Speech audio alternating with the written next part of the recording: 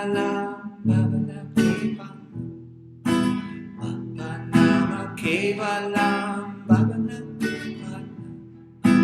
Bhavana Kevalam, Bhavanama Kevalam, Bhavanama Kevalam, Bhavanam Kevalam, Bhavanama Kevalam, Bhavanama Kevalam,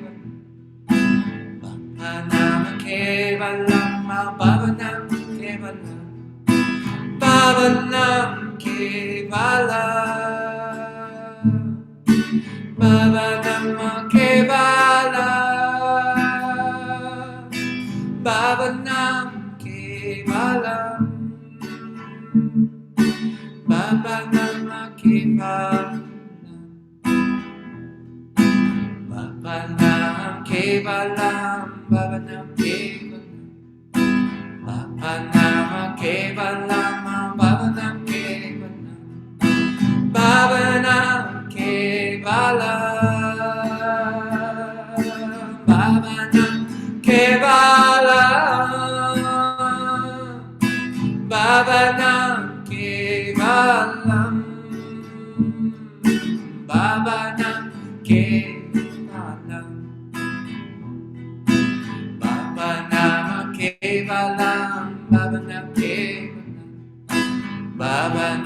Kevalam, Bhavanam Kevalam, Bhavanam Kevalam, Bhavanam Kevalam, Bhavanam Kevalam, Bhavanam Kevalam.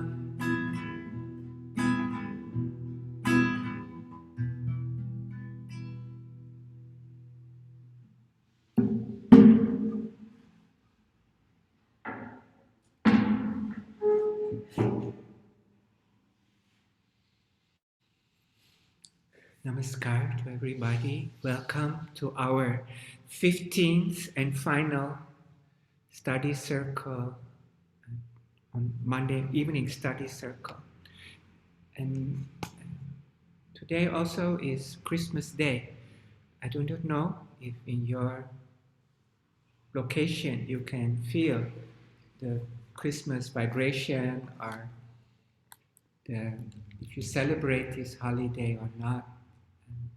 Every time I have this, maybe it's the winter time or maybe it's Christmas, but it is always a good time for sadhana and a good time for self-reflection and inner work in this period in life of the year. To every work, every study circle, we have been discussing one particular aspect of our anatomy and related it to our yoga. And actually today's subject is the endocannabinoid system, means it is the bliss molecule, you can say like that. So you will find that actually all the things that we have been talking about come together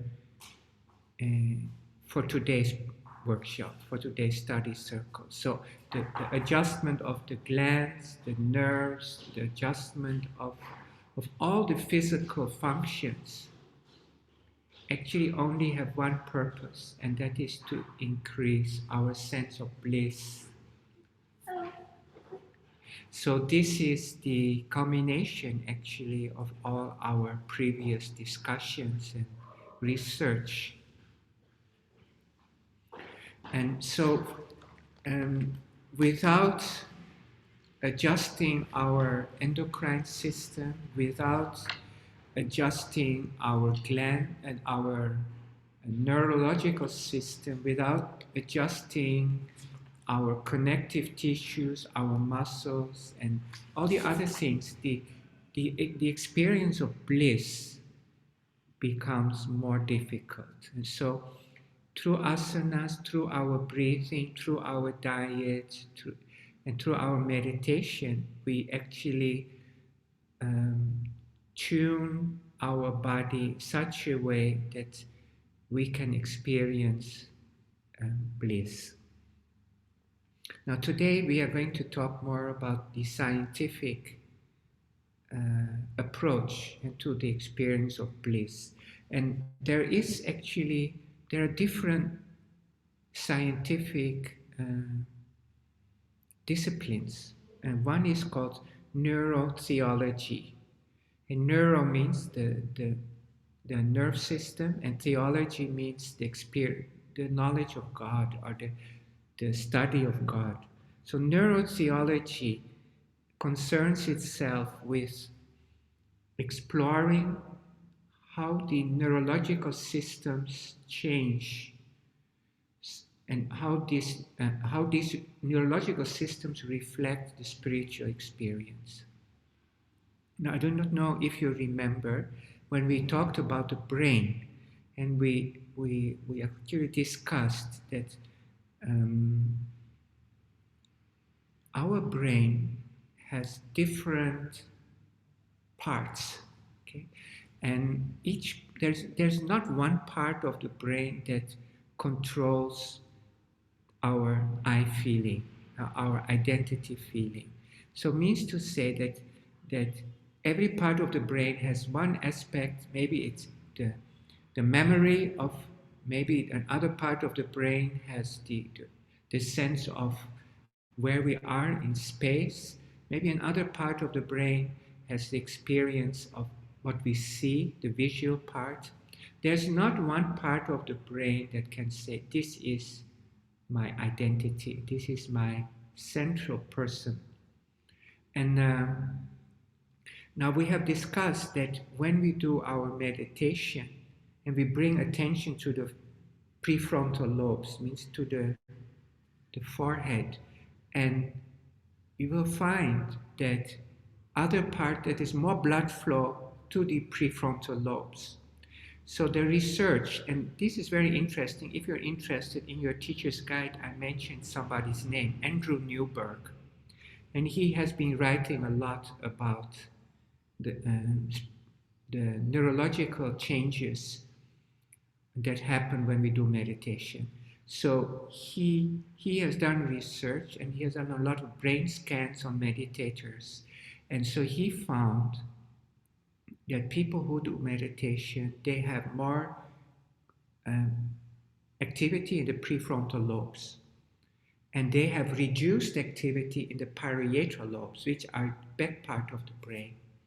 So the parietal lobe, it controls our sense of where we are in our environment, so our space. So in our body, in our physical environment.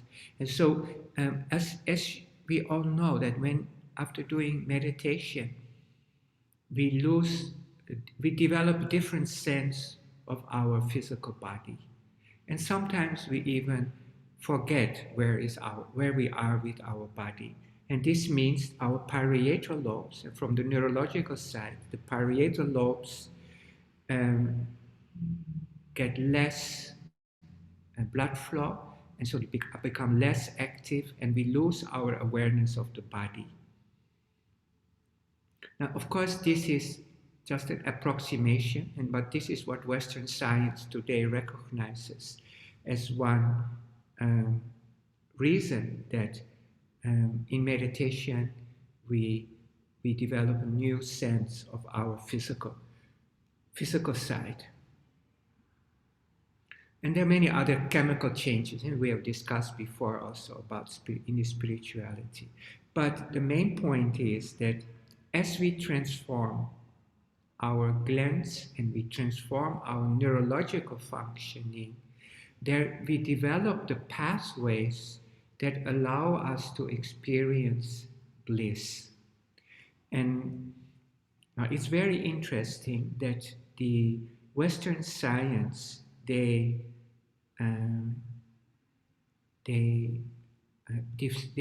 discovered and this has been around for some time, but anyway, they do no more research about it. They have discovered that there are two special, you can call neurotransmitters, which are secreted by the pineal gland. And these are called endocannabinoids. Endo means it is internal. Okay, so it is internal, and a cannabinoid is a chemical that is a drug.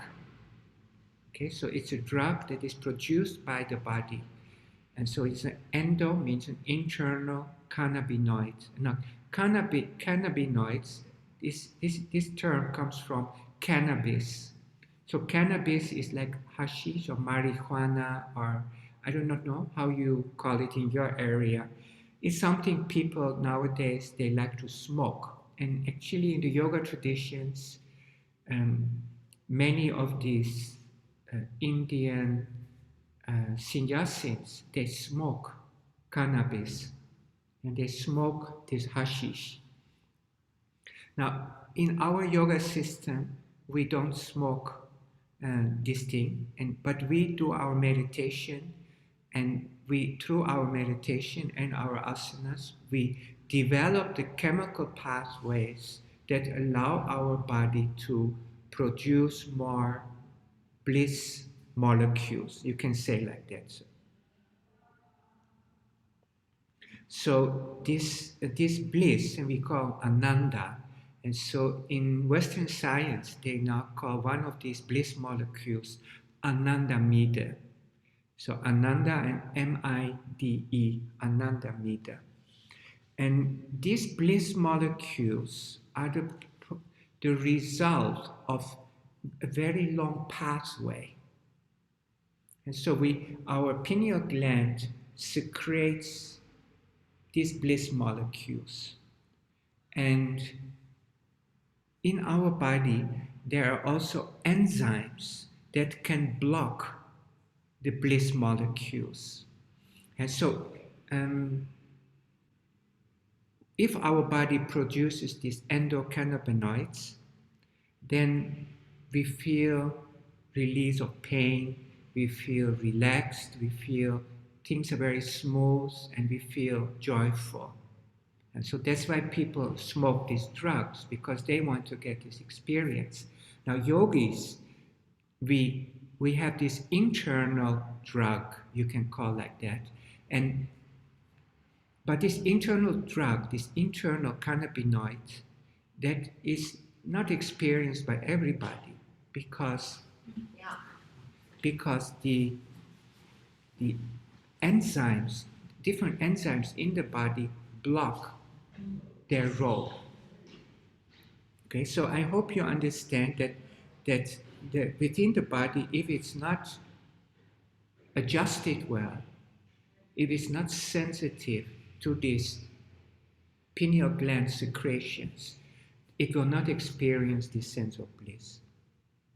Now, actually, Baba, he mentioned several times that the pineal gland secretes, and if we are engaged in Baba calls crude thinking and not subtle thinking, then we block the experience of these naturally secreted endocannabinoids. And so we from the biochemical view, we say, oh, the enzymes in the body, they absorb these endocannabinoids and they don't reach their receptor cells. Okay, so the pineal gland will secrete, and this CB1 and CB2. So there are two kinds that people now recognize, and there are different receptors throughout the body.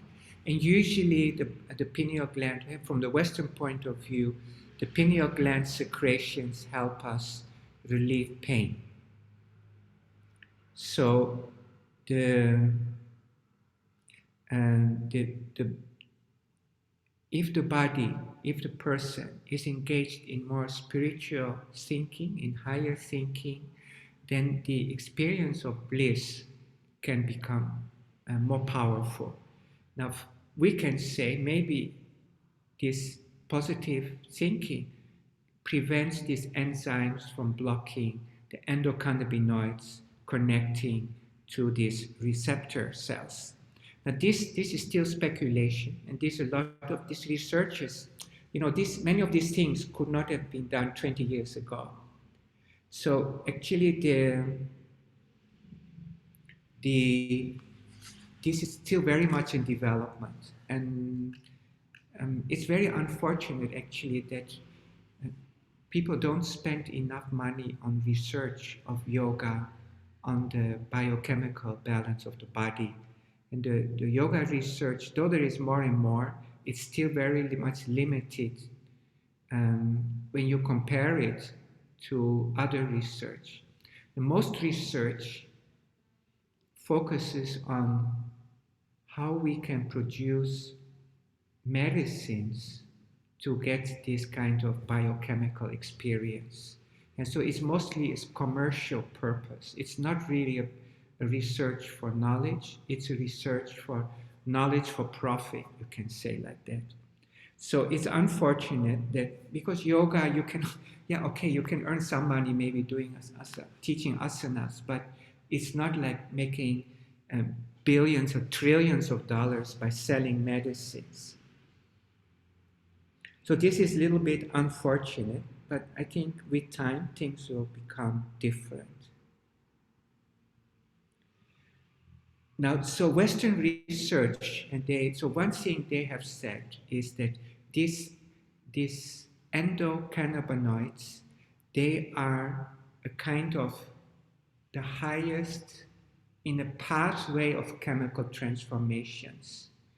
And so if in the first steps of transforming the one chemical or one neurotransmitter or one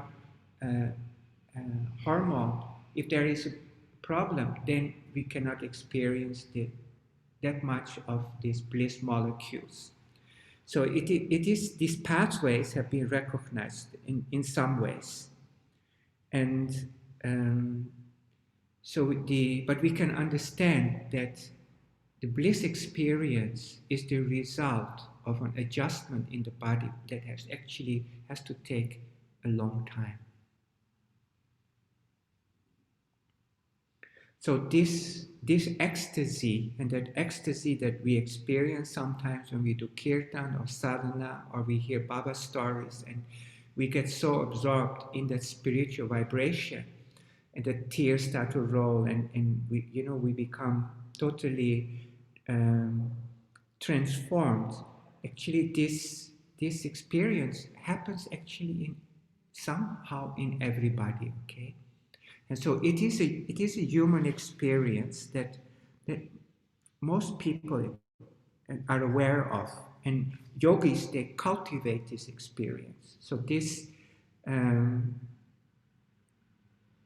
the level of experience of this ecstasy also defines how our relation with God is. How is our relation with this supreme consciousness? Now, I don't know if you have studied Baba's philosophy about this, but Baba speaks about the different steps to fully different samadhis. And actually, Baba defines 32 samadhis, but in the first phase, you feel there is God, and the second phase, you feel you are in the same place with God, and the third place, you feel the third chakra, you feel you can connect with Him. And so every chakra, there is an increase in closeness with Supreme Consciousness. And Western science, they also recognize that your spiritual sense comes from changes in your brain. And so if you see God as something very distant or benevolent or mystical, you can actually all see this how in the brain functions.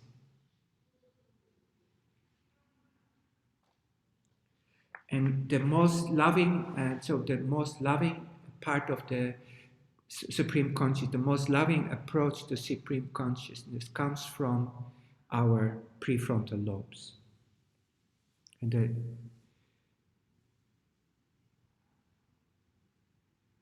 so if people have more active amygdalas, then they are more fearful and they see God more like an authoritarian person.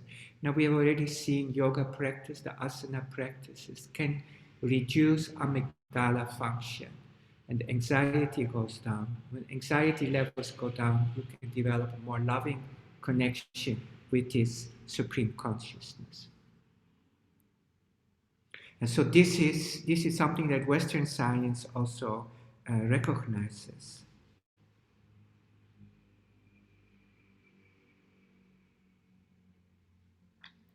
Now,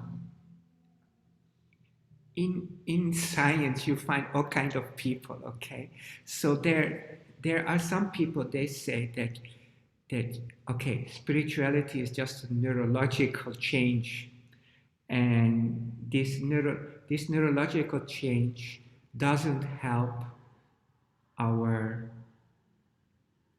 functioning in society. And so sometimes some scientists they argue like this. They say there's no God, and God is trouble. And you see all over the world people are making wars in the name of God. So religion is not good for humanity. And so they say with time, the feeling of spirituality through evolutionary process has to be removed. And so these are the atheists, they argue like this. Now other people, they say, actually, this is nonsense, because for many people, spirituality is a source of optimism and develop a positive attitude and overcomes our negative thinking.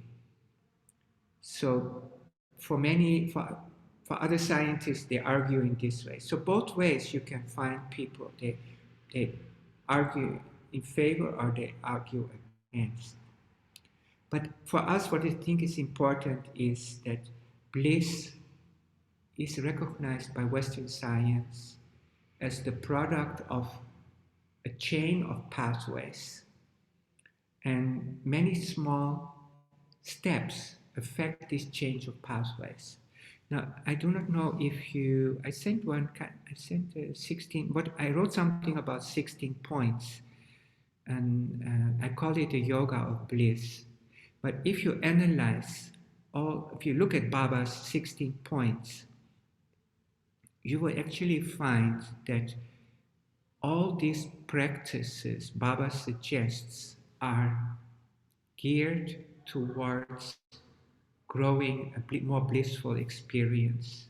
And so so I divided 16 points in 6 topics. The first one is the clean and cool body.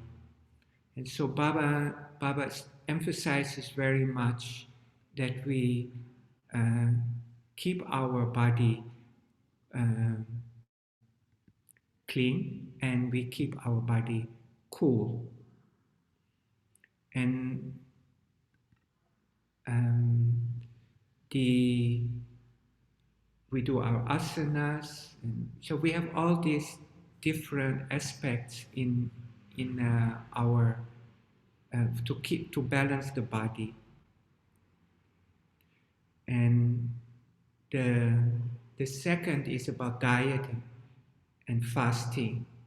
So we already have discussed all these things, and that how our diet, if we refrain from tamasic food, it helps us so much to reduce increasing imbalance of the lower glands.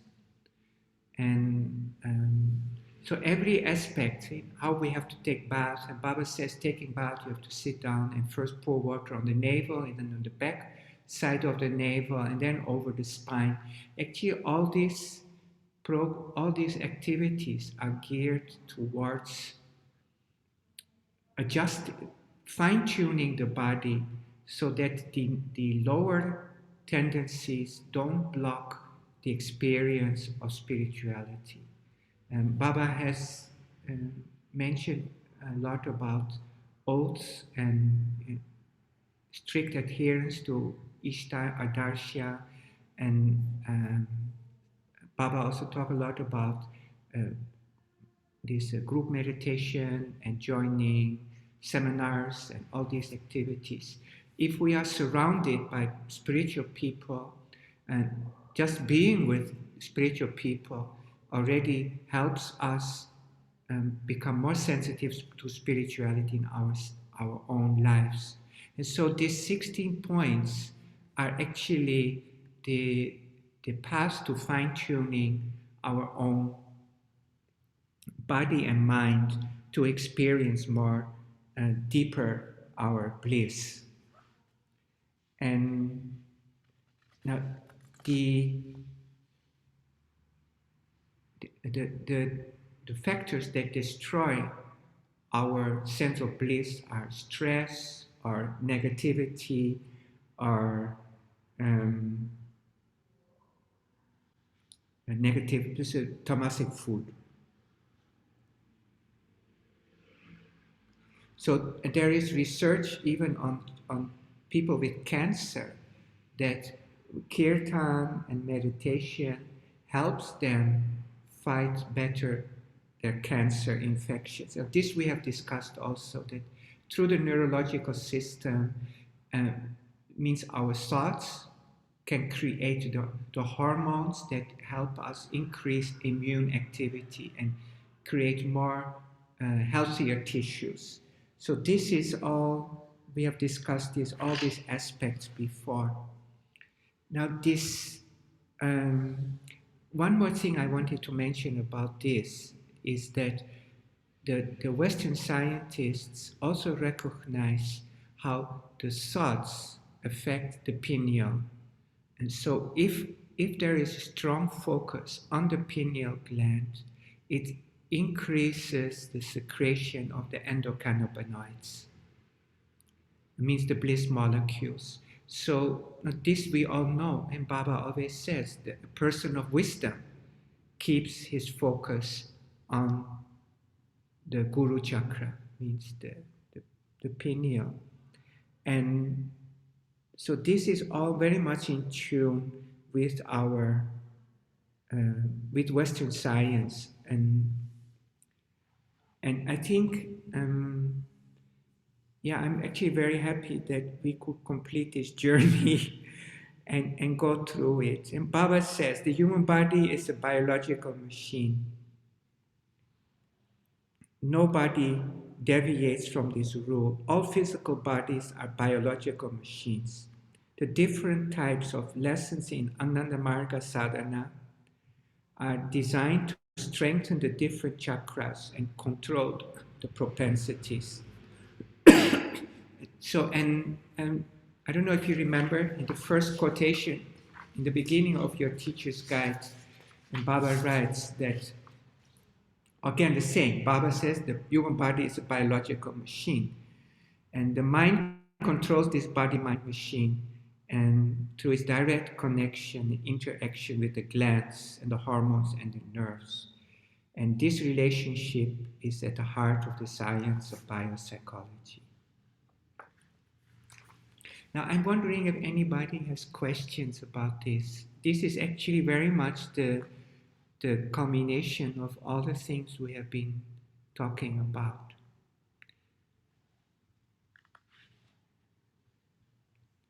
Didi Ananda Suveda, any questions? No, not at this moment. Okay.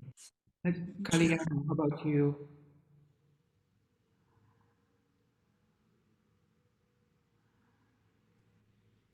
Is it me? Yeah. Do you have? I'm just thinking how do we do this? How do we do means? How do we get all this that you're talking about, so develop it very systematically. So you are saying that through this course we can develop a very, very systematic way of understanding all the different components and developing it systematically. Yeah, Of course, through our sadhana, but I think so far for me anyway, I didn't understand at all uh what we are doing in our sadhana or in our, like, all the rules and regulations and practices that Baba gave us. But now I see that you're putting it all together. But so I really would like to, you know, well, because I missed most of the course, I yeah, really want to, like, go through the whole thing again yeah, and try to be more systematic about it with more understanding of what the different practices yeah, can do scientifically and emotionally, psychologically, etc. yeah. This is actually the whole purpose. The whole process of writing this thing was very exhausting for me. I've been researching this for the last 3 years. And so I bought many books and I read many books, and most of the books were useless. But some of them, I cannot say useless, but they didn't help me. But some books were very much to the point. And so then I wanted, I have to filter what they write about because they write too much. Nobody can listen that much. His book is 1,600 pages. So that's quite, it's like a Bible. And he actually, that inspired me that, oh, really, there is scientific evidence for all the things that we are doing. So then I pushed myself to sit down, and I would sit at the computer till my feet got swollen because every day I would sit at the computer and write these things down. And I think as maybe uh, we are more Western trained, so to understand things from the scientific perspective maybe can help us in understanding our practices. Even for example, like we do bath mantra, and of course we have heard maybe before that we have to look at the light when we do the bath mantra. So when the body is still wet, so the body is wet, there is the water drops filter the light, and then the different wavelength of the light comes to on the skin, and this affects again not only just the skin, it also affects some of the nerve activities. So many of these Baba's things actually now are being, actually not because Baba directly, maybe because some other reasons, many of these things are now getting a scientific explanation. And I think this will help us to promote Baba's yoga style. But I think the most important part from today's class is that bliss, the Ananda, and Baba calls Ananda Marga, the path of bliss, means the purpose of all the things Baba was teaching is to grow bliss.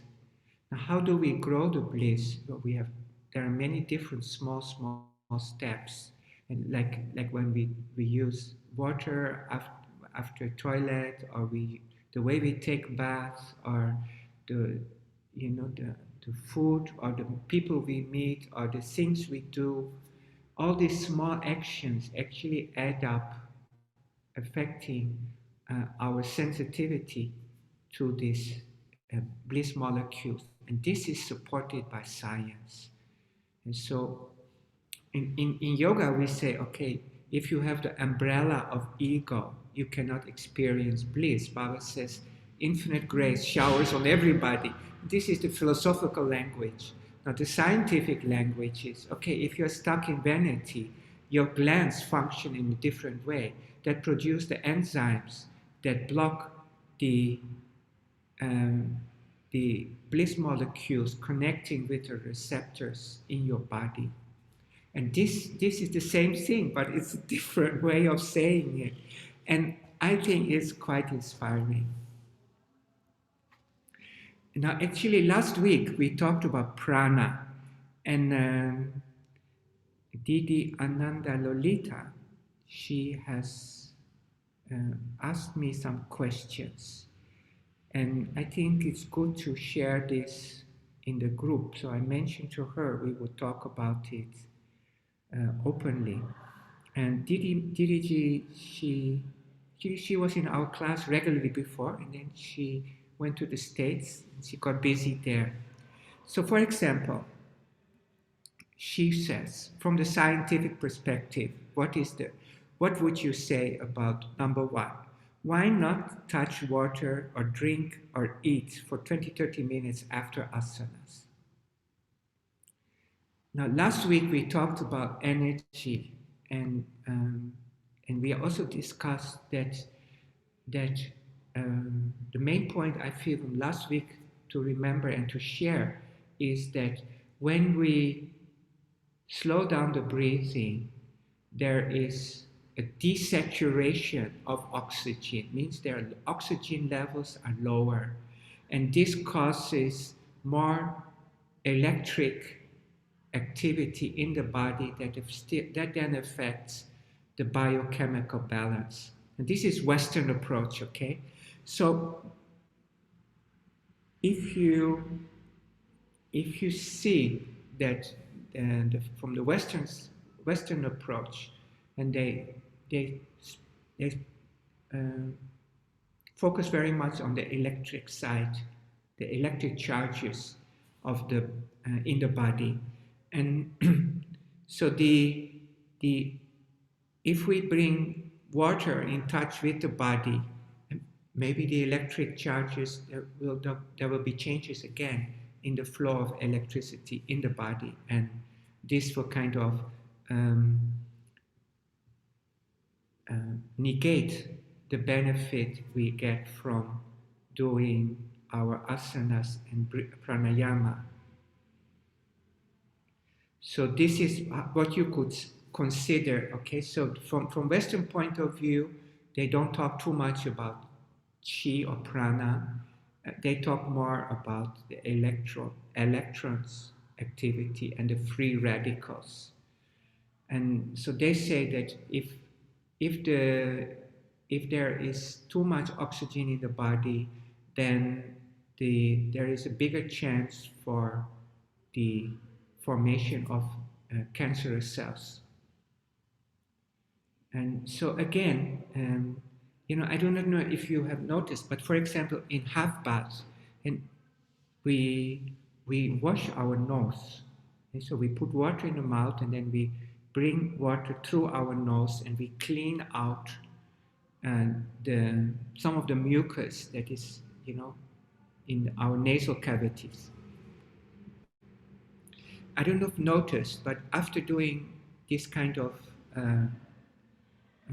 nose wash, there's more blood flow in the brain. There's more circulation in the brain. So many of these things Baba teaches us to do, and they have some scientific subtle effects. And so water, and like Didi's question is, what I would say is that if you bring in food, or you drink water, or you touch water, it would affect the electric connection, electric activity, and then it will affect your um, biochemical changes. Now, the second question she asked is, after asanas, why we shouldn't do pranayama for at least 45 minutes? I think it's the same. But pranayama is and asanas both actually. I think it has to do with the energy flow, and I think pranayama maybe is too strong for for doing it immediately after asanas. I wouldn't have a real Western scientific explanation. Maybe one of you can tell me. And then again, she asked, third question is, why do we do maximum 7 rounds of pranayama? And what happens if one does more than 7 rounds?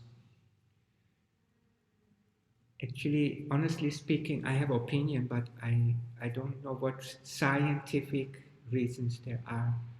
And what we have discussed is that according to yoga, all the nadis are controlled by the chakras. And so they rise up from the Muladhara and they branch out from the different chakras.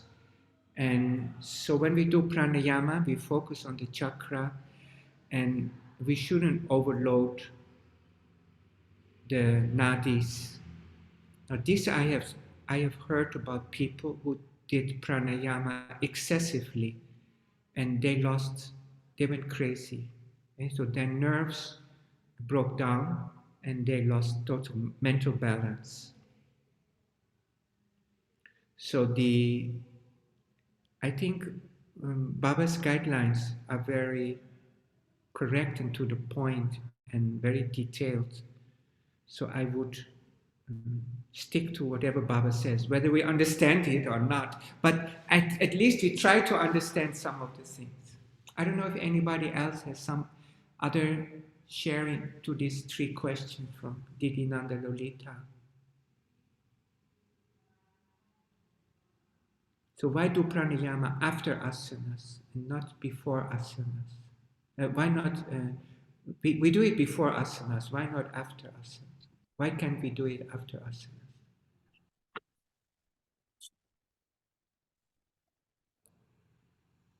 I think these are good questions.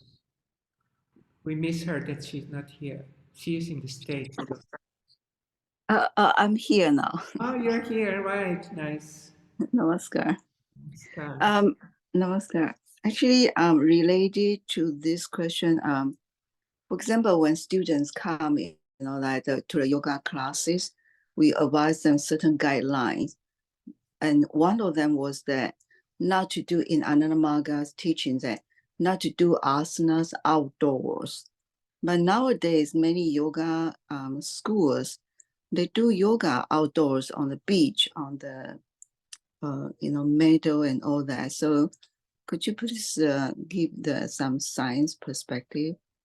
I did it. I've also encountered this issue because sometimes when we have small retreats, we also like to do asanas outside. And then 1 or 2 Margis will come and say, oh, you cannot do it. It goes against Baba's system. I think Baba is concerned with cold air because when we do asanas, we sweat. And then when the cold air flows by, it can cause maybe cold or something. So we may get affected. Because this is what Baba mentioned also in Charya Charya Part 3, that we should not do asanas in a room where there's draft. So these things, this is my approach. From Western science, I'm a little bit surprised because I would believe that the yogis in the olden days were doing asanas in the open air. I see. Okay. I thought that maybe in one of the rules, all the guidelines for doing asanas, I think I saw somewhere that we wear the least clothes as possible. And so if we, for social reason, then it's not advisable to do it outdoors. Right. Yeah, maybe this is also consideration. Yeah. And the other thing related to pranayama was that pranayama is very subtle, and I understood that whatever mental tendencies we have in the mind, by doing pranayama, it will intensify whatever mental state we were. And so when we do pranayama, we have to make sure that our mind is in a calm state and not having unwanted thoughts. But my own experience, while doing pranayama, sometimes other thoughts came. So what do you do? When you do pranayama while having other thoughts, then what happens? So it's even more harmful then.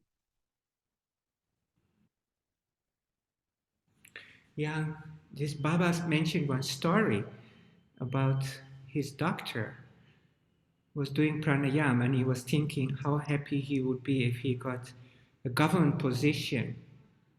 And later on, he got the government position, but he lost his sadhana.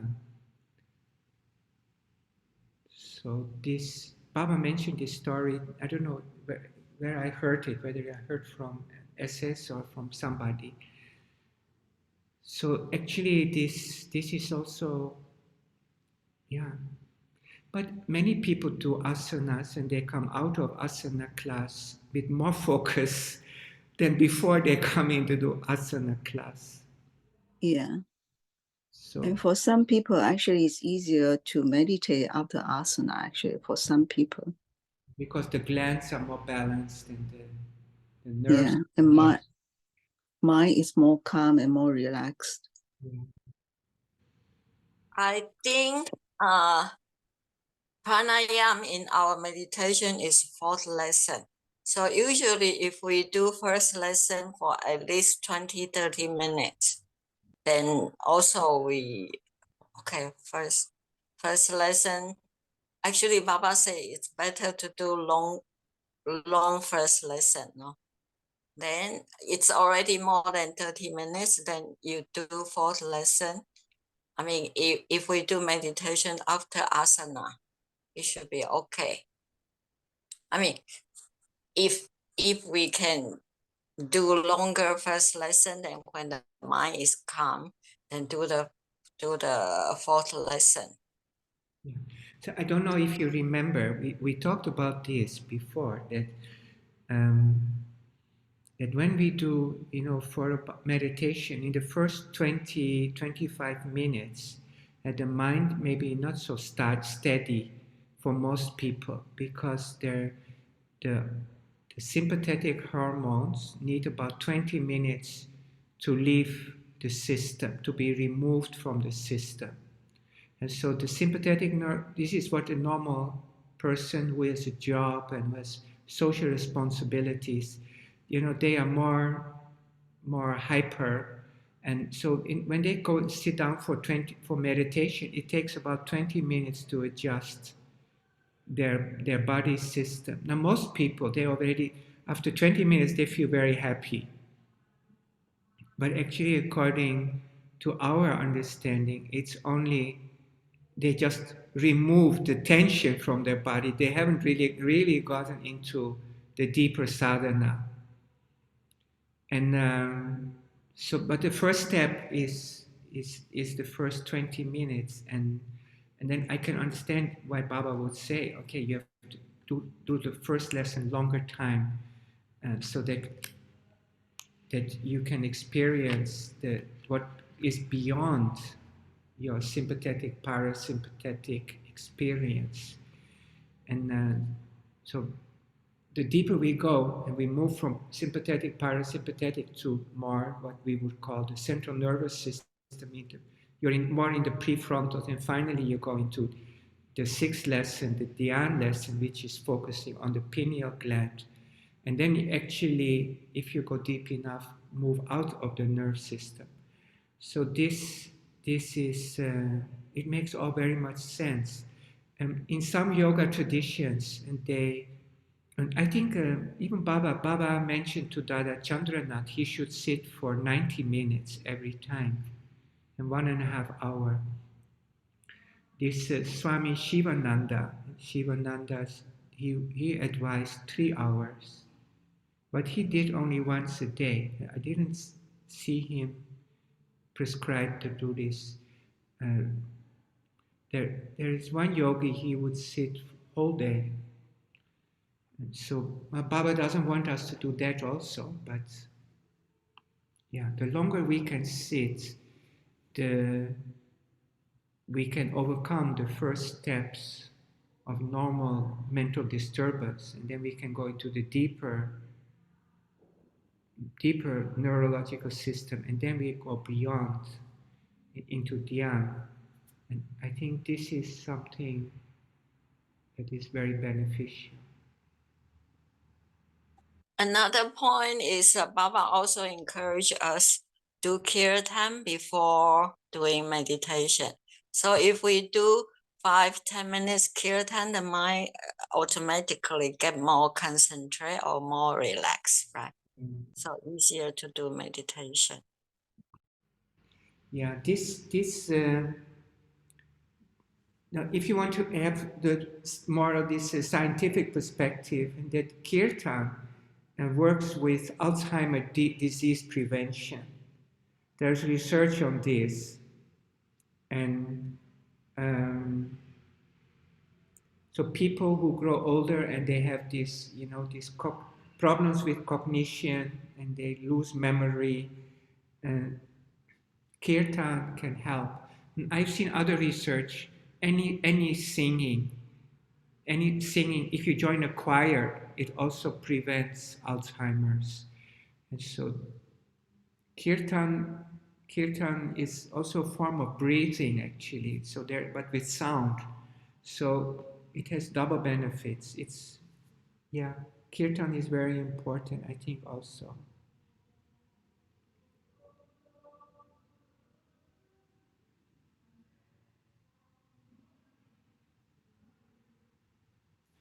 Any other points to discuss?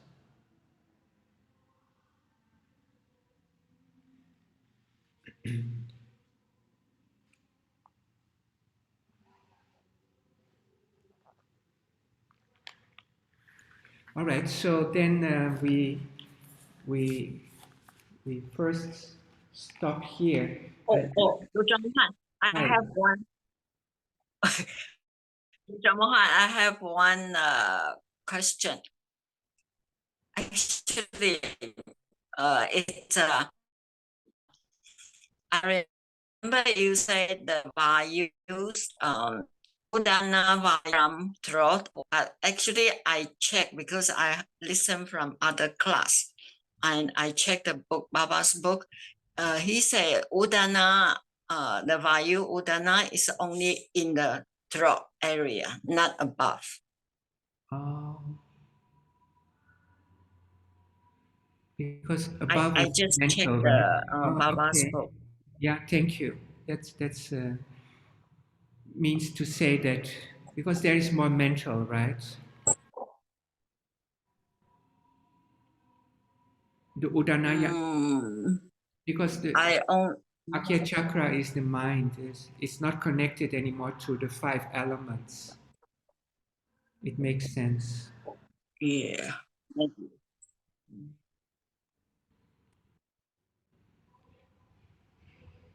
But anyway, I will research that also, because even the mind is related to energy. It's not only the physical elements. Many questions. It's always like that. You study one thing and then you have more questions about another thing. Namaskar, Rudra Mohan. From Didi Sueda's question, it reminded me of another one.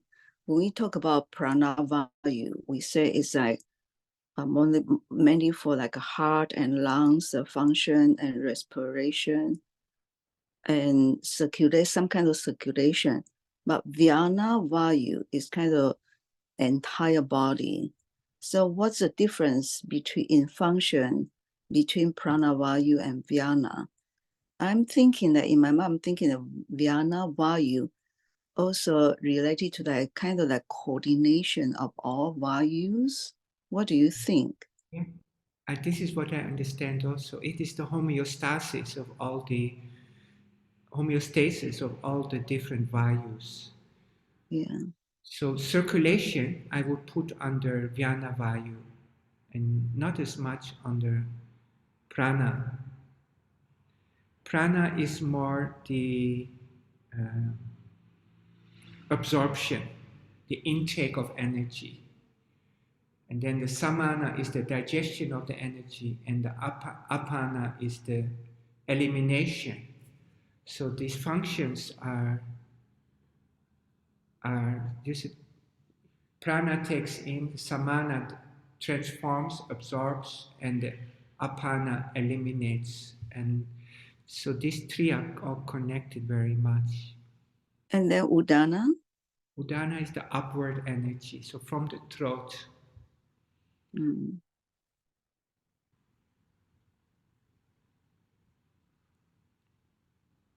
Actually, all these things need a lot of more research, and it's very difficult to find any authority on these things.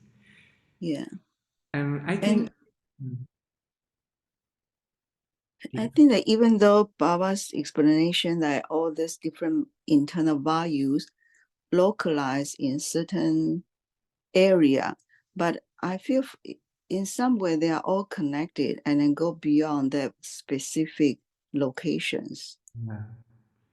Like in Ayurveda, they also link Udana with the intestines. Mm. So it's much more complicated probably than what we are discussing. But I use this model to explain things to the public. And so the outside people, they understand, okay, I should do chest opening or hand balancing exercises for my lungs, my heart becomes healthier, or I should do twists for my samana vayu. I think we try to simplify so that people can understand.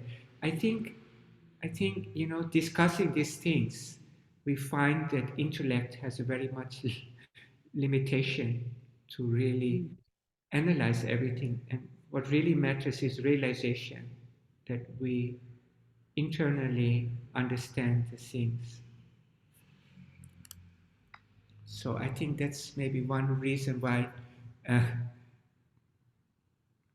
Baba said one time, I don't know if you heard this one. I heard it firsthand from the person who was with Baba. So this Dada was in Baba's room, and then Baba asked him, now, what do you think about my philosophy? And this Dada, he said, Baba, your philosophy is so convincing and so logical, and it's so complete. And then Baba turned his face and smiled at him and said, but if I want, I can contradict my philosophy with one word and set up an equally convincing and logical and complete philosophy. So, this is how Baba looked at knowledge. I don't know if you understood that this Dada, he said, your philosophy is so beautiful, so perfect. And Baba said, if I want, within one word, I can contradict my own philosophy and set up an opposing, equally convincing and logical and convincing philosophy. So knowledge is very limited in its scope, but it can inspire us, I think, for deeper practice. And I think this is the whole purpose of this study circle. And I think all of you have spent so much time every Monday evening and to explore. And I think I'm very thankful also. This whole research keeps the mind in very good flow. So I think we do our best and we try to learn more. And just like science, it's always like you answer one question and you have 10 new questions. So don't feel discouraged if we don't know the answer to everything. I think, yeah. And actually for us, because we need to know so that we could help the students and explain to the students in a way that it will inspire them to do the practices. Yeah. And I think the main thing is we have to learn modern language. We have to Yeah. learn modern language to explain the ancient concepts. Because this is what people can understand and relate to. And so every time I give workshops, and actually I don't go as deep as what we do in the study circle, because most people cannot go so deep. But every time we have the connection is people feel inspired, and most people come out of this physical yoga, and then they come to understand, hey, there is more to it, and there is a lot of logic, and and it makes sense, and and they come to understand yoga in a new way. I think this is what we want to achieve. Okay, I think for the science of yoga, we have, for now, we leave it there. And I think it needs review and review and review. And if I get time, I hope to make it more concise, and so everybody can learn more quickly. Now, the next step is the yoga psychology, Baba's yoga psychology, and the vrittis. And I don't know if people noticed in our chat group, we have some of us, some of our classmates, they have sent in their homework, and it looks very perfect. And I think it's always nice to see, to learn about each other's, and I think it also helps people's focus. So I hope what you learn from this level of yoga psychology is that the vrittis shape our mental conditions. Now, vrittis are, according to Baba, they are activities of the glands and subglands. And there is a loop from the mind to the brain, from the brain to the glands, and the gland to the subglands, and subglands express the emotion and becomes a new mental expression. So there is a loop. And why we repeat the same emotions again and again is because we didn't really hack the loop. We didn't really break up the loop. So one way is asanas, to create more endocrine balance, better endocrine balance. And the second one is meditation, create mental balance. And then the third one is diet and food. The diet can also affect our glandular activities. And how long it takes to remove emotions from our system, it takes time. It all depends on the person, but we have seen, what we discussed is that trauma and past experience becomes physical, and so to free oneself from this past experience, we have to do our practices, and there's no other way. What I also try to do with this introduction, and this is level 1, so what I try to do is to give you a link between our yoga psychology and modern psychology. And so we learned to express different psychoses, or we learned schizophrenia or depression, and we learned to analyze these through our vritti framework. So that, let's say we talk about psychosis, so we know it's a second chakra problem. Now maybe we can relate it to avakya, maybe we relate it to murcha, and so there is an escape. You cannot connect with reality. And so Western science calls it psychosis. And if we can continue to understand that this actually, to the vritti framework, then we can connect it to our asana practices and our meditation practices. And now this is actually the topic of the last activity in your um, teacher's guide. And if you go to activity 29, healing the chakras. And so we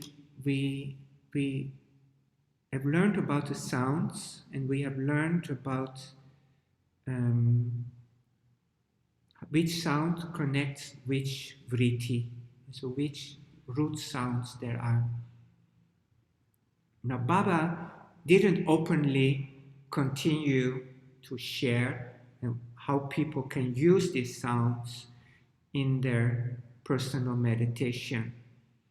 But what Baba did teach is, in Charya Part 3, Baba gave different, what Baba calls mudras. They are breathing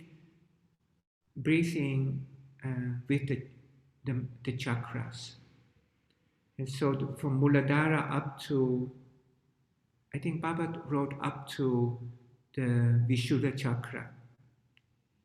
So people who have certain difficulties with certain vrittis can learn to breathe through the chakra. And Baba didn't specify anything with mantra or anything, just breathing. And so this is one practice that we can help our students. And these bija mantras for the chakras we have learned about, and I think I leave it there. I cannot openly say too much about these things also. Finally is the activity 32. Finally, if we want to overcome emotions, we have to go through surrender. And this is the final conclusion of the whole journey of the mind, that actually we can practice many things, but finally we have to surrender and to our devotion. And Baba calls this the fundamental point of spirituality depends on mysticism. And when this mysticism, this outward existence of mysticism, coincides with the inner spirit of mysticism, the goal is reached and the unit becomes cosmic. Baba continues, and for the attainment of this status we have come here. We have come to this world, so our lives are not meaningless. Everything is meaningful, and by our knowledge, by our action, and by our sincerity, we'll be increasing our meaningfulness from unit to infinite. Yeah. I don't know if anybody has questions about this yoga psychology.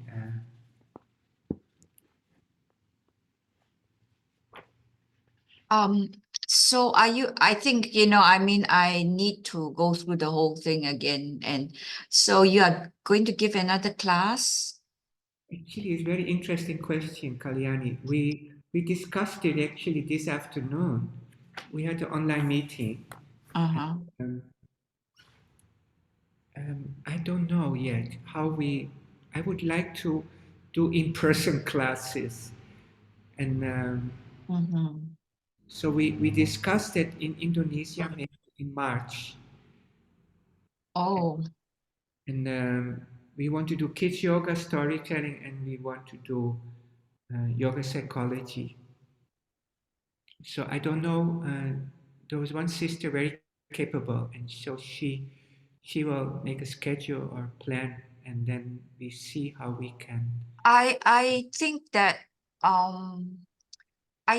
this takes time to absorb. So I feel like if you do in person and do everything in a few days, I think it cannot be absorbed. I think the way you're doing now, like 1 week, one class a week, I think that's good. The main thing is that how to, like, you said having to do the homework and all that. So that is where maybe it needs to be strengthened so that people practice it. But I think if you do all in a few days, we will not be able to absorb it at all. We have to like do one lesson and practice, and then do one lesson and practice. Yeah. It should be more that way, I think. But you It know, will, yeah, be when more we are meaningful.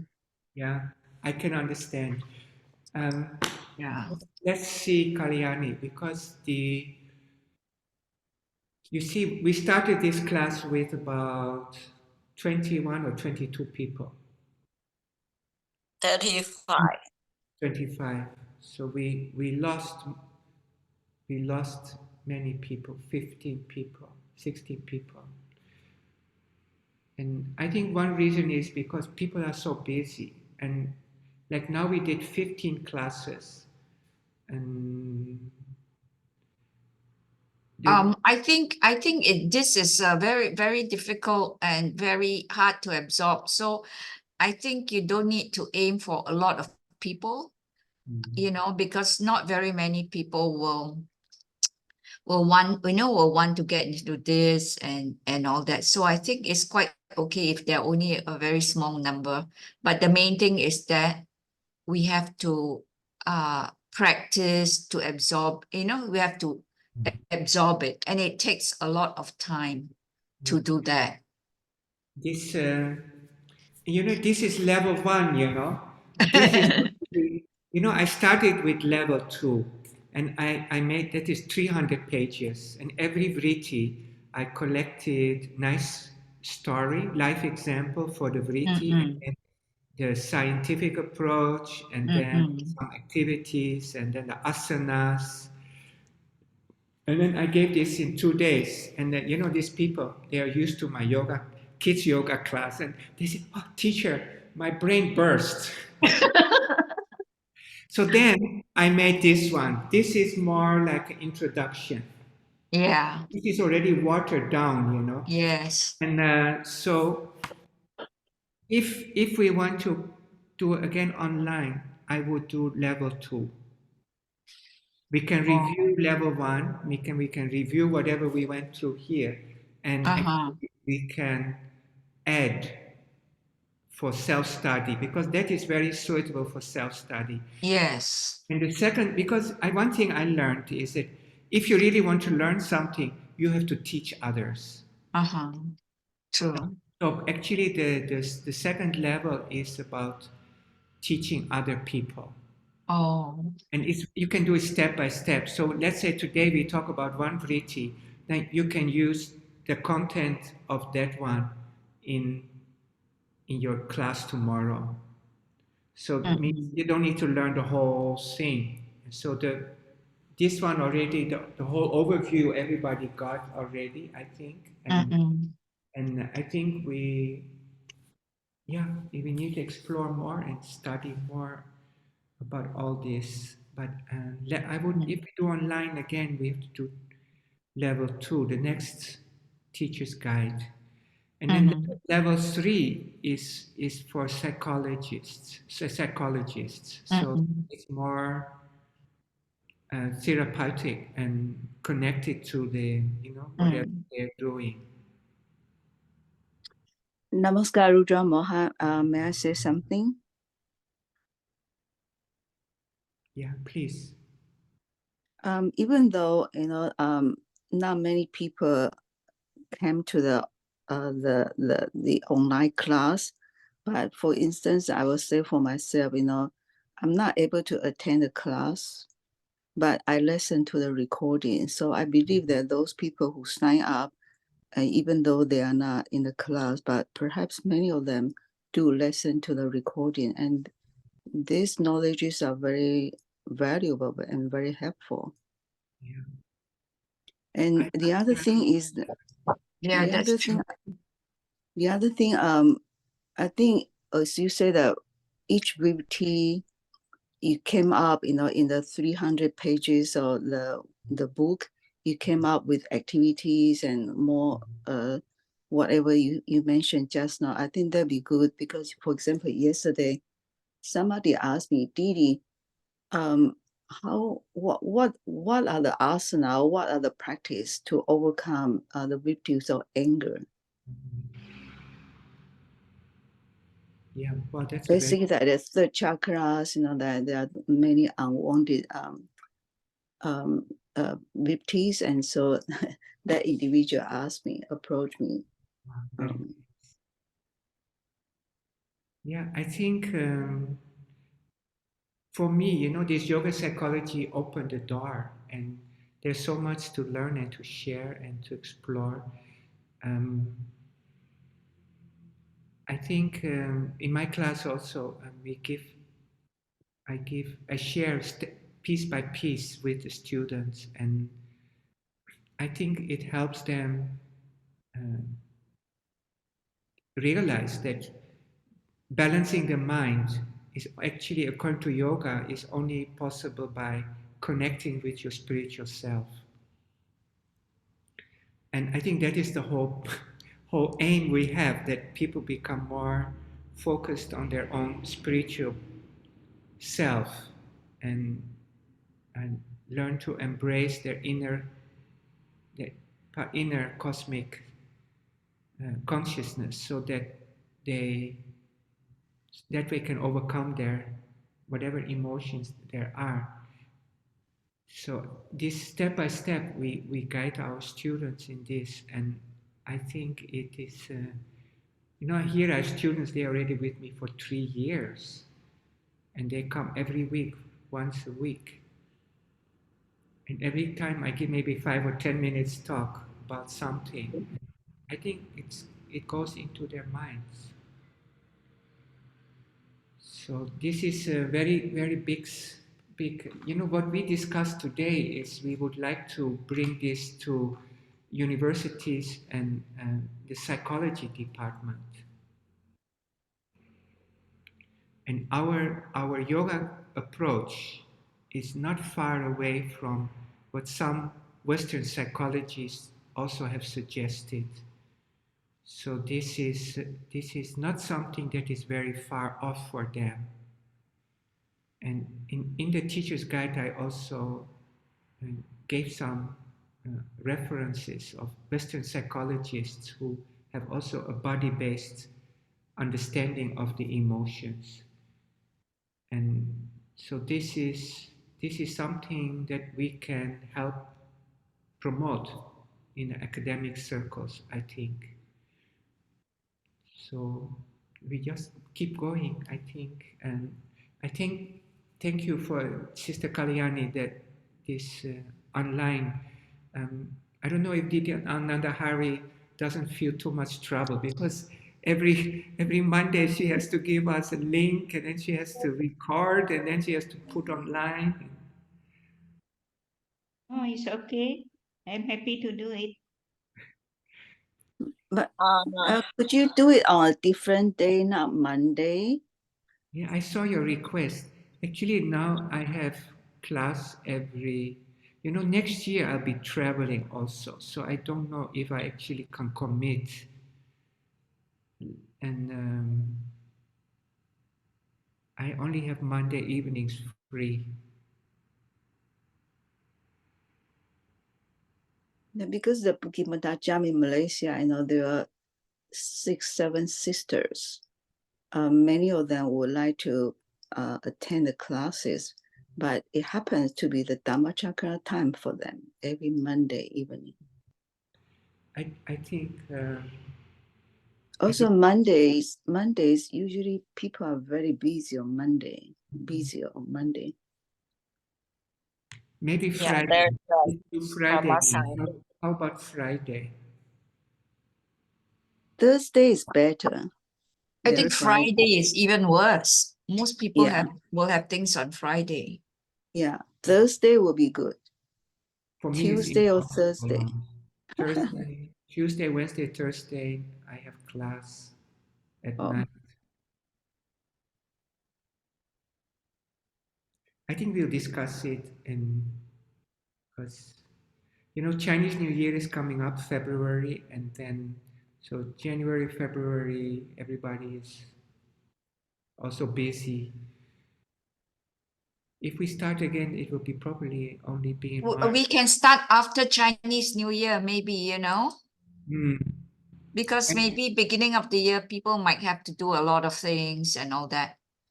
So it's not that you have to start immediately. And Mm. I think also that, you know, I like you can have a break, you know, like say if you're traveling and all that, you can, let's say, okay, we take a break for 1 week and people can just you just give homework or you know, like something that so that people can practice during that time, perhaps. Sure.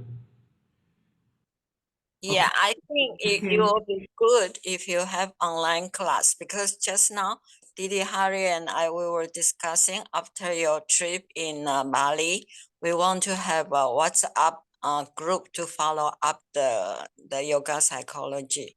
Then we will discuss, no? Then every week or something. Then if we have online class, then we can learn some more.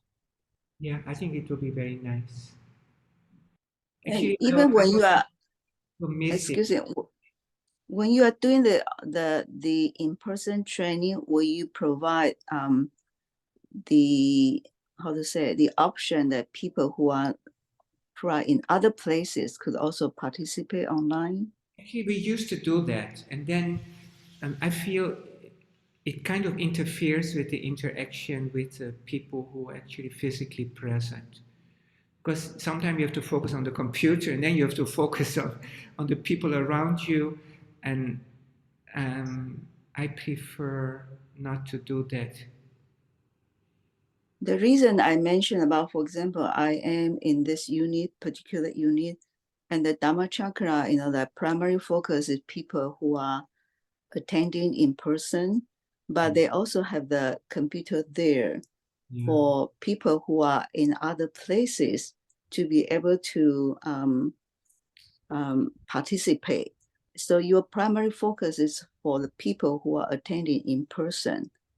Yeah. For Dharma Chakra, we also have online and we have in person same time. Mhm. But for workshops, we tried. We have done it before, and Maybe can record, do the recording. yeah, some people do like that also. Do Maybe the recording, then those who those who cannot join, they can look into the recording. Yeah, that's possible. yeah, no problem. If you want to do that, I don't mind. I just feel to interact with the people is very important, and you know, I have many props. Like here, I'm talking to the computer. Usually, when I'm in the workshop, there are many activities. We do drama, and we have role play, and we have all kinds of nice things, you know. And when we do online only, we cannot make it so lively. And We can also break, how to say, break room. yeah, I mean, interact also. yeah. I'm kind of old style.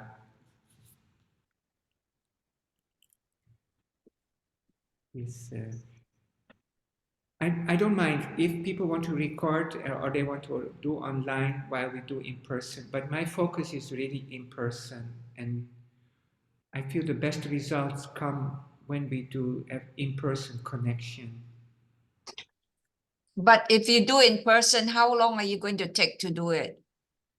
Usually, like the course, this one, this yoga psychology, Yeah. 12 hours, 2 days, 2 days, every day 6 hours, and then we cannot finish all the activities, but we can do online follow-up. This one I feel is okay, but the first step, I would like in person, connect with the students or participants, and then Yeah. we do follow up in the online. Yeah. Okay. So I think yeah, maybe you could do that like in person for, you know, a few days or you know, however, I don't know how many days it is. And then after that, the online part will, it will be the online part. So maybe that's possible, because I thought that if you, the reason why I was saying is that from our project in Indonesia, we realized that if you teach people too many things, they cannot implement, they cannot absorb, you have to like do and then practice, do and practice, Yeah.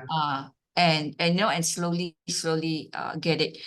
But I think the in-person part can be like an overview and introduction, and to get certain things like the connection, the bonding, or Yeah. the emotions in place, and then after that we do it online. So maybe those of us who want, we have to find a time where we can go to Taiwan or something, yeah, or wherever, yeah, Actually, where the plan where is most people are. September, go to Malaysia. 20 Okay, that'd be good. Yeah, but then we have to wait till September. Meanwhile, we have to do something. We try to push Dada Prema Mayananda. He wanted since long time to do Singapore, and then last week I talked to him. He says next week he will plan, Yeah. because Singapore is also very convenient for me. Yes. Yeah, Like maybe. 4 5 hours and. Except that, where are people going to stay? Oh, really? There's a problem in Singapore. Jagati is no accommodation. No, No. accommodation in Singapore will be big problem. Oh, then you come to Taiwan. Our here is very convenient. Yeah, I think Taiwan is okay. I mean, the accommodation is a very important part because So of the money. Here it's very convenient, Karyani. You just fly with the airplane, and you take the high-speed rail, then you take the subway, Yeah. and you walk 100 meters, 200 meters. Yeah. So You have we your just have bed to waiting for you. so we just have to fix a date that suits everybody who wants to come, I think it definitely has to be after Chinese New Year. Mm. Yeah. Yeah, anyway, people need a break, and then New Year, there are many things going on, when the New Year, people is starting a lot of things. So probably people will have a busy schedule. So anyway, that's what I think, yeah. Are you in our Facebook, JI, our Facebook? Me? Yeah. No. Actually, I don't do Facebook very much, but that's because I don't have to, you see. Yeah. I'm not trying to push anything or teach anything. So, but I can join, I can join, yeah.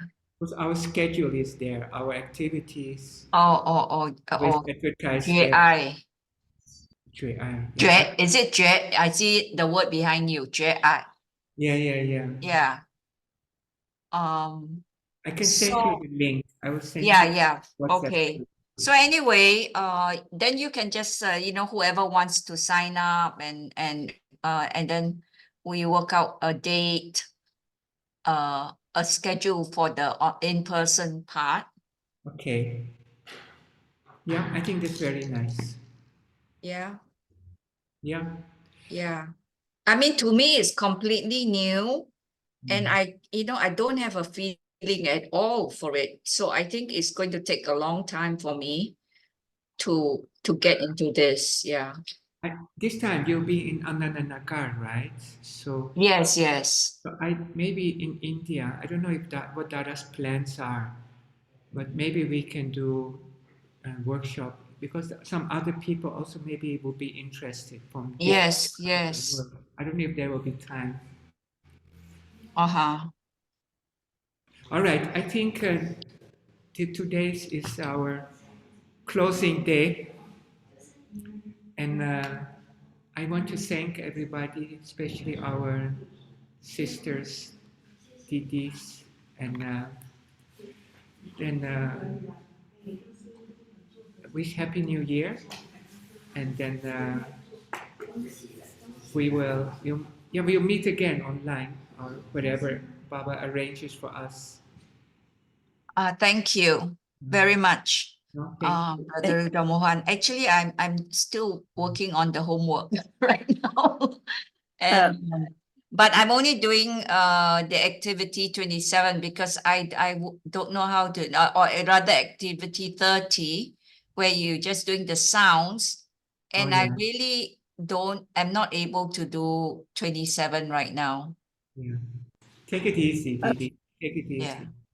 Yeah. Rudra Mohan, a question that where to find that resources that you mentioned that for each different ripties, there are certain practices to help to overcome those particular ripties. Where to find the resources? Actually, last week I mentioned something. It's called Antar Matrika Nyasa. It's in the teacher's guide. I mentioned it there. And Which not- teacher's guide? Which one? Yoga psychology in activity. If you go to activity 30, the vrittis and their sounds are matrika nyasa. And this is the tradition. But I feel because we have Baba's teachings, we don't need to follow this method. But this is traditionally a tantric practice to control the vrittis with acoustic roots. And just like we have acoustic bija mantra for every chakra, so there's also bija mantra for every vritti. So Andar Matrika Nyasa. Matrika means sound, Nyasa means placing, Andar means internally. And so there are two practices. One is on the physical body, and this one I didn't practice, or I've seen the practice and I know it's there, but there's another practice. It's called is Andar Matrika Nyasa, and that is to put a sound on the petal of the chakra. But we have Baba's mantras, so we don't need to use this approach. But maybe if you have students and if they have the mental balance, maybe it can, there are people who have recorded all these sounds, and so there are people who have made music out of this also. So this, Yeah, where because I don't know how to read all the sounds, yeah. Yeah. Actually, Can we hear it? it's a Sanskrit alphabet. So online on YouTube, there are people who have done the recording of the Of the British? no, only the Sanskrit alphabet. Oh, but is there any recording of the sounds Actually, of all the British? this time going to India, I hope one of my targets is to get somebody to record. Oh, yeah. Yeah, find someone, a Sanskrit person to do it. Yeah, because even I think Dada Shambhu Shivananda is not very totally. I'm not sure. I will ask him again. I asked him before About what? to record it for me. Because Oh. every time I have this workshop, people ask me how to pronounce it, and then I learn something, but I'm not a scholar, so Yeah. Oh, I think we can find people in Anandanagar, who can help with that. So we just have to, when you go there, then you ask him to put you in, because maybe he's too busy, but somebody else can do it. Yeah. maybe but on YouTube, there are people who teach Sanskrit pronunciation. Uh-huh. But But if someone has like all the vrittis, so it's not only Sanskrit, but actually the vrittis, that'd be good, I think, for this class. this Dada Shambhu Shivananda, I don't know if you have heard his lectures sometimes, but he will recite all the 50 vrittis. Oh, is that right? Yeah, he will start from Muladhara up to the Agya Chakra. Oh. Oh, okay. Maybe we just record him. I only heard him say the names of the vrittis. I didn't hear him say the sounds. Yes, but that's what we want, isn't it, for this? Yeah. But anyway, I think first we practice our Ananda Marga lessons, and Yeah, yeah. actually, I think that whatever Baba gave is given is very complete. So But what I really like about this also is that it gives you like more, for me anyway, you know, understanding, and it helps me to understand the lessons better. yeah, Then maybe, you know, it might be easier or more motivated to do the lessons properly. yeah. This is the whole purpose actually. For me, it's Yeah. the same. Just talking, discussing all these things, then I feel I have to focus more. Yeah. Work. So you kind of understand it. That It's for natural. me, that would be very useful. Yeah, it's satsang. All right, so I think today it's up to here, and then many thanks to Sister Chitra, who works so hard always, and like here many people have been very sincere and very inspiring, and also many thanks again to Didi Ananda Hari Priya. And then I think today we leave it first for here. Then we see again next year how we want to continue. So namaskar to everybody and best wishes for 2024. And Thank you very much. Thank thank you. you. Thank you so much. Thank you very much. Thank you. Yeah. Namaskar. Namaskar. Namaskar, everybody. Merry Christmas.